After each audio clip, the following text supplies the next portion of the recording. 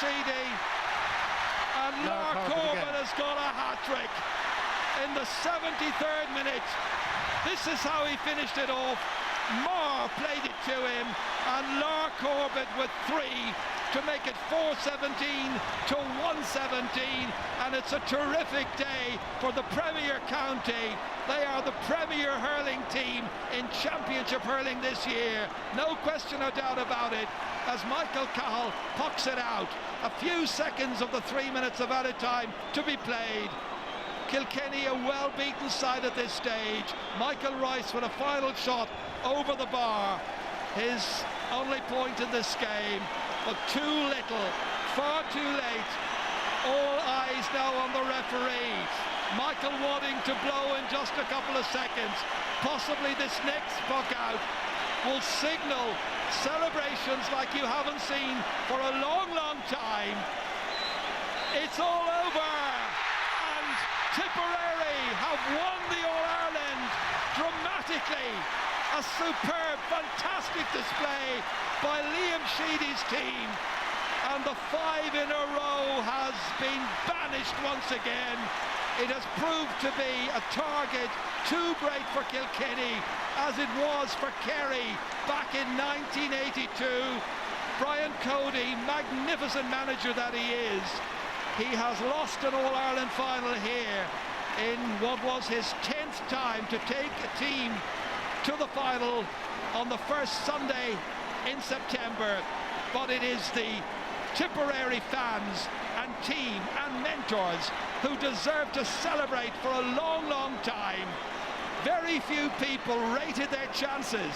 It was all about the drive for 5, but they've been foiled, and Owen Kelly has led the Premier men from Tipperary to win the Liam McCarthy Cup and take the title for the 26th time. Yeah, Jaron, I have to say, Owen Kelly you just mentioned, I'm absolutely thrilled for him. An outstanding Tipperary captain, a lovely guy, and you know, Tipperary, Liam Sheedy as well, you know, a lovely sound management team, and Owen Kelly has been there since 2001 trying to get back and win this All-Ireland, and a brilliant display by Tipperary. I said before the game, can 5 under-21s, you know, is it too many on the team? And that youth now with 5 more in the subs, like Tipperary are going to be looking forward to, you know, great years ahead of them now. And Liam Sheedy, if it shows you how fine the line sport is, if he lost today, would he be there? There's Brian Cody. And what about Kilkenny? You know, the outstanding team of all time, in my opinion. It won't change after today, but they had to be beaten sometime, and it's great they were beaten in such a great game after such a great performance. And there's Henry Shefton, you know, facing maybe surgery again now on that knee. But what a final, what a performance, 4-17, and just you have to take your hat off to Tipperary, worthy champions. And it took them 3 hard years to get there and get that win today, and well done to them. Yeah, they've had some fantastic matches with Kilkenny in recent years. I remember 2 great games last year, the All-Ireland final, the league final, but now this trophy, which was presented out on the field in 2001 to Tommy Dunn when Tipper lost the victors. Now it's going to be presented in the Hogan stand. The fans are staying in their places. This is what everybody has hoped for.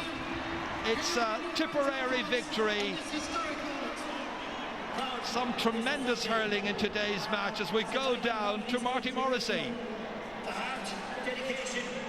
This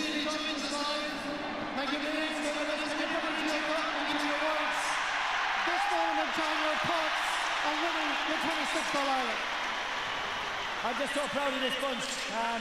You know, they've given me for the past 3 years in terms of the effort, the commitment and the honesty. We were gutted here last year, and you know, we said we'd be back. And maybe somewhere along the journey people doubted us. I never doubted this group, and thankfully today they get a just reward. Thank you, Liam Sheedy. Let's go up to the steps of the Hogan stand to up the lawn coming Lucas Gale, Christy Cooney, who present the Liam McCarthy Cup to the winning All-Ireland captain of 2010, Owen Kelly.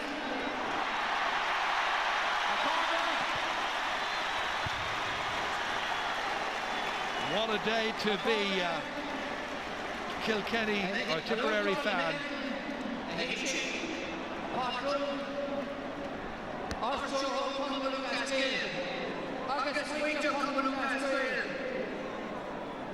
Tugan Wiggins of the green, our son coming with best way. Wiggins from Martin, in play on a sport going to be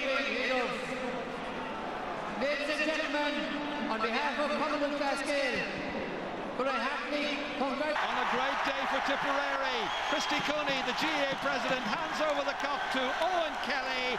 The Premier County are the top county in hurling for 2010. What a day to be a Tipperary hurling fan. A ticker tape reception. Well, this is what we wanted to see, an opportunity to properly celebrate the captain receiving the cup. People staying in their places, enjoying the moment, savouring the occasion. And Owen Kelly from the South Division of Tipperary, the first man from that division to take the cup. Brian Cody and the others, Jackie Tyrrell, bitterly disappointed. It wasn't to be. The most brilliant team I've seen in hurling, beaten this afternoon, but beaten by Tip. Hurling, Adina Usta, August Luke Dimaneka, Ton Osarm on Collinshaw, Erdu Edson Fern, August Winter Tipperary.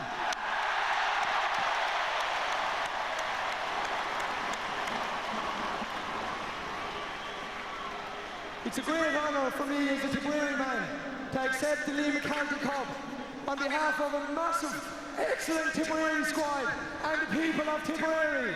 A long journey that probably started not this year, but I go back as far as 2008 when this squad got together. I'd like to think that we created our own identity.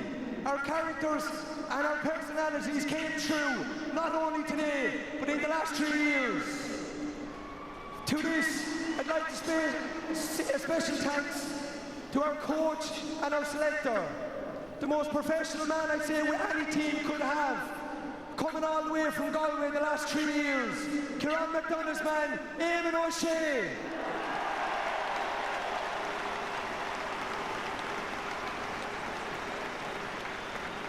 This Tipperary squad was made up of massive honesty the last 3 years.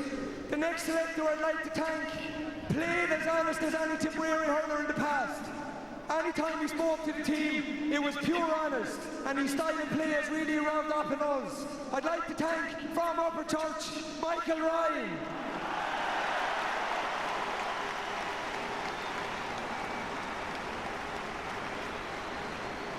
All those things I've already mentioned: professionalism, honesty, organisation.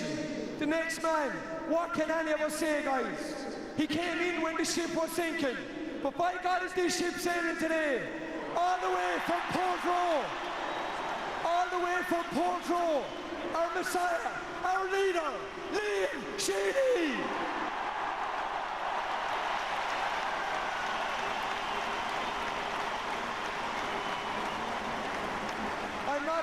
I'm not here today without paying compliments to definitely one of the best teams, not only in hurling, but in any sport that we have seen in this generation. The Kilkenny team, your humble guys on the field, your humble guys off the field. What you have achieved the last 4 years to your management, your county board, and above all to yourselves is exceptional. And with that, I'd like to wish you 3 cheers. Hip hip. Hip hip. Hip hip. We're looking forward to the party in Turner's tomorrow night. Owen Kelly lifting the cup at the end of a memorable speech.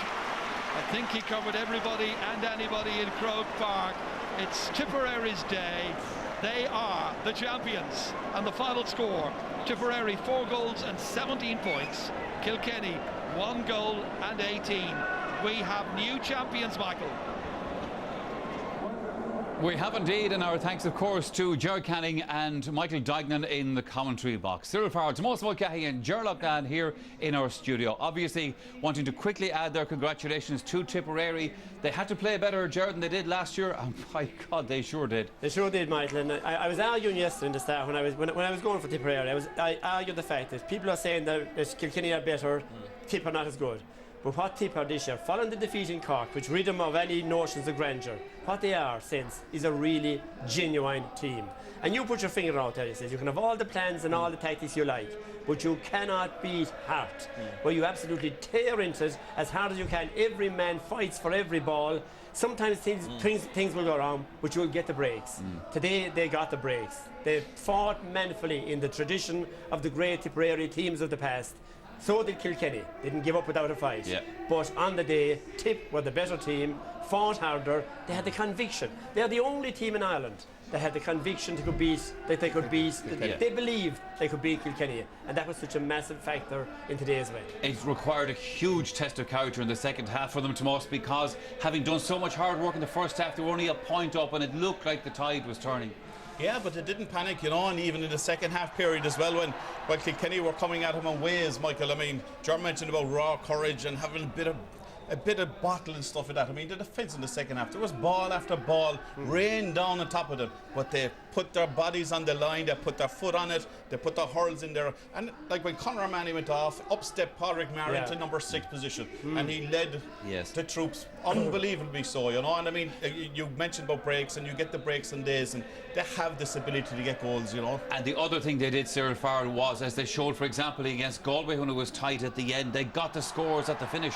Yeah, and their subs played very well too, like Seamus Hannigan got 2 points. I was delighted for Benny Dunn, because last year he was the fall guy, came on, got a great point. And this young Hennessy guy, I'm talking about him all year. I've seen him a lot in UCG, and he's a great hurler too. But like, it was the scores they got, and as Ger says, it was the conviction. They played with great passion. It's hard to believe that in the second half they scored 3-7. Like, which is a big score in any half, like, you know, and like there's new beating Tipperary or beating Kilkenny by 8 points is unbelievable. But like, you can't go without mentioning a great Kilkenny team as well. They've given us great days.